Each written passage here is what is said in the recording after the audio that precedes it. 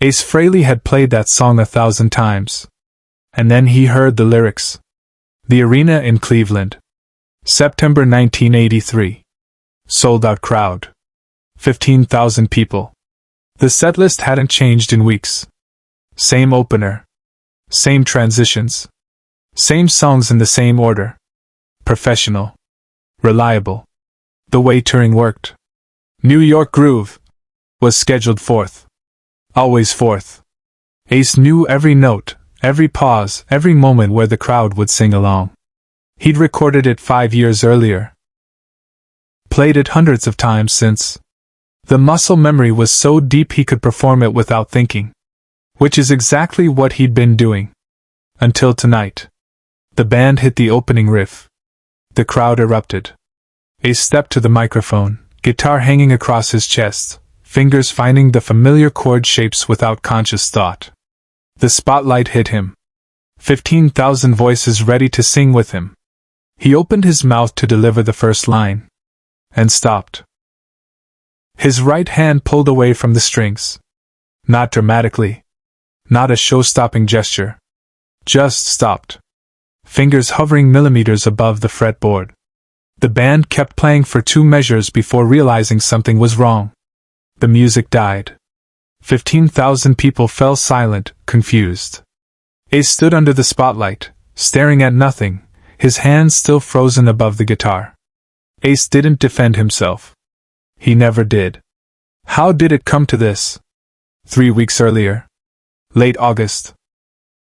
Ace was back in New York between tour legs. Not the New York of stadiums and recording studios. The New York of his childhood. The Bronx. Streets he'd walked as a kid dreaming of guitars he couldn't afford. He didn't go back often. Fame had pulled him away from that world, the neighborhood bars, the old apartment buildings, the corner stores where everyone knew everyone. But his mother still lived there. Same building. Same apartment. And she'd asked him to visit. "Paul, I need to see you," she'd said on the phone. She was the only person who still called him Paul. Paul Daniel Frehley. The name before Ace. The kid before the spaceman. He'd driven up on a Tuesday afternoon. Parked his car 3 blocks away because he knew what would happen if people saw it in front of the building. Walked those familiar streets with his head down, collar up, hoping to slip in unnoticed.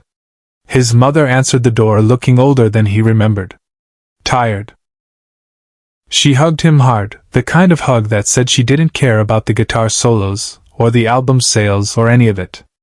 Just her son. "Come sit," she said. "I made coffee." They sat at the same kitchen table where Ace had done homework as a kid. Where he'd first tried to figure out chord shapes on a borrowed guitar while his mother worked night shifts. The table was scratched and worn, but she'd never replaced it. "I wanted to show you something," his mother said. She pulled an envelope from her apron pocket. Old. Yellowed. The kind of envelope that had been opened and refolded many times. "What is it?" "A letter. From Tommy." Ace went still. He hadn't heard that name spoken aloud in years. Tommy Brennan. Childhood friend. The kid who'd lived 2 floors down. They'd grown up together, playing stickball in the street, sneaking cigarettes behind the bodega, dreaming about getting out of the Bronx someday, and making something of themselves. Tommy had enlisted in the Army in 1968. Ace had just started playing in local bands. They'd promised to stay in touch. Tommy had written letters from basic training, then from Vietnam. Ace had written back when he could, between gigs and rehearsals and the chaos of trying to make it in music. Then the letters stopped. December 1969. Tommy Brennan had died in a firefight near Da Nang. 20 years old. Ace had gone to the funeral. Stood in the rain at the cemetery. Never talked about it. Never knew what to say. That was 14 years ago. "Why are you showing me this now?" Ace asked, his voice quiet. His mother opened the envelope carefully. "Because I found it last week when I was cleaning. And I read it. And I realized. Paul, I don't think you ever read this one." She handed him the letter. The paper was thin, worn from being folded and unfolded. Tommy's handwriting, messy, hurried, the writing of someone who didn't have much time. Paul. I'm writing this quick because we're moving out in an hour. Can't say where. You know how it is. I wanted to tell you something. Last week we got a care package from home and someone's sister had sent a transistor radio. We were sitting in the hooch and your song came on. That one you told me about in your last letter. The one you were recording. I didn't catch the whole thing but I heard enough. Man, you made it. You actually did it. All those nights we talked about getting out, about doing something bigger than this neighborhood, you actually pulled it off. I'm sitting in a jungle on the other side of the world and I'm hearing my best friend on the radio. That's wild. I've been thinking a lot about grooves lately. About rhythms. About getting back into the swing of things when this is over. About coming home and finding my groove again, you know? That phrase you always use. I don't know if I'll make it back, Paul. Nobody wants to say that out loud, but we all think it. So I'm writing it down. If I don't make it, I want you to know something. You finding your groove, that matters to me. It means the neighborhood isn't just stuck in place. It means getting out is possible. It means something. Keep playing, brother. Keep finding that groove. And when you play, remember that some of us are listening from places you can't imagine. Your friend, Tommy. The letter was dated November 28, 1969. Tommy had died 2 weeks later. Ace sat at his mother's kitchen table holding a 14-year-old letter from a dead friend and felt something crack open inside his chest. You never saw this one, his mother said softly. It must have gotten mixed up with my mail. I only found it last week in an old box. Ace couldn't speak. He read the letter again. Then again. Keep finding that groove. The song he'd been playing for 5 years. New York Groove. It had never been just a catchy title. Tommy had written to him about grooves. About rhythm. About finding your way back home. Subscribe and leave a comment, because some moments only make sense when we remember them together. Ace had left his mother's apartment in a daze. Drove back to the tour without really remembering the drive. He'd carried the letter with him. Kept it in his guitar case. The next show was in Philadelphia. He'd played New York Groove, like he always did. Professional. Reliable. Hit every note. But something felt different. The lyrics he'd sung 1,000 times were suddenly heavy in his mouth. I'm back, back in the New York Groove. Back. Tommy never made it back. I'm back in the New York Groove. Groove. The word Tommy had used in his last letter. The rhythm of coming home. The rhythm Tommy had hoped to find again. Ace had played through it that night. And the next night. And the next. Until Cleveland. Until September 1983. Until he opened his mouth to sing those first words and suddenly heard them, really heard them, for the first time. And his hands stopped. Away from the spotlight, Ace made a choice no one expected. The band stood frozen on stage. The crowd murmured in confusion. 15,000 people waiting for something to happen. Ace lowered his hands from the guitar. He stepped away from the microphone. He turned to his bandmates and said something quietly, too quiet for the crowd to hear. Then he walked off stage. Not dramatically. Not running. Just walked into the wings and kept going. The crew panicked. The tour manager rushed to find him. The band started another song to fill the gap, trying to salvage the show. But everyone backstage knew something had broken. They found Ace in the equipment room. Sitting on a road case. Guitar still strapped across his chest. Letter in his hands. Ace, what happened out there? The tour manager was trying to sound calm but failing. Ace didn't look up. I can't play that song anymore. What? Why not? It's one of your biggest. I can't. Ace, we have 12 more cities. The song is in every set list. You have to. I don't have to do anything. Ace's voice was quiet but absolute. The song meant something different to someone. I didn't know. And now I do. And I can't sing it the same way. The tour manager looked helpless. What are you saying? I'm saying it's not my song anymore. It belongs to someone who didn't make it home.